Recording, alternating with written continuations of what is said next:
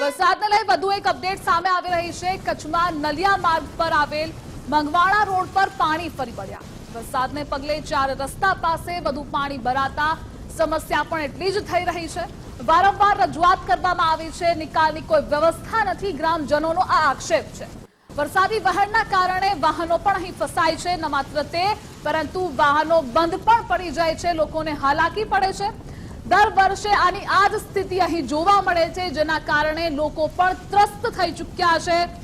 નિકાલની કોઈ વ્યવસ્થા નથી, તો વાહન વ્યવહાર પણ એટલો જ ખોરવાય છે આ વરસાદી પાણીના ભરાવાના કારણે।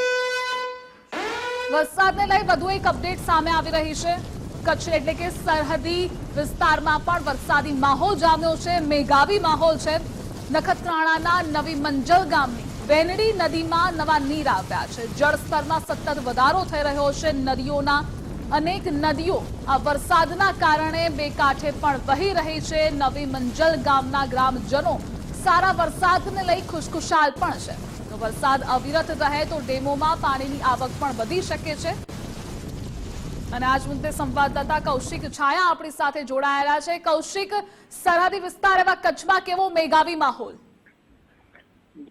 કચ્છના છેવાડાના નલિયા માર્ગ પર આવેલ મંગવાણા રોડ પર પાણી ફરી વળ્યા હતા। વરસાદના પગલે 4 રસ્તા પાસે વધુ પાણી ભરાતા કાયમી મુશ્કેલી સર્જાય છે। વખતોવખત સંકલનમાં આ બાબતે રજૂઆત કરાય છે, છતાં પણ નિકાલ કરાતો ન હોવાનો ગ્રામજનોનો આક્ષેપ છે। આજે વરસાદી વહેણના કારણે વાહનો પણ ફસાયા હતા। આજે વરસાદના પગલે વાહનો ફસાતા અનેક લોકોને મુશ્કેલીઓ આવ્યો હતો। નખત્રાણા તાલુકાના નવી મંજલ ગામે આવેલી વેનડી નદીમાં પણ નવા નીર આવ્યા હતા। ગ્રામજનો સારા વરસાદને લઈને ખુશખુશાલ જોવા મળ્યા હતા। વરસાદ અવિરત રહે તો ડેમોમાં પાણીની આવક પણ વધી શકે તેમ છે। દેસલપર માર્ગ પર એક ટ્રેક્ટર પર વરસાદી પાણીના ખાડામાં ફસાયું હતું, જોકે કોઈ જાનહાનિ થવા પામી ન હતી। આજે મુન્દ્રા, મોટી તુંબડી, મોટી ભૂજપુર, ગુંદાલા, પ્રાગપર વિસ્તારમાં ધીમી ધારે વરસાદ પડ્યો હતો। માંડવી તાલુકાના ગાંધીગ્રામ વિસ્તારમાં પણ સારો એવો વરસાદ પડ્યો હતો।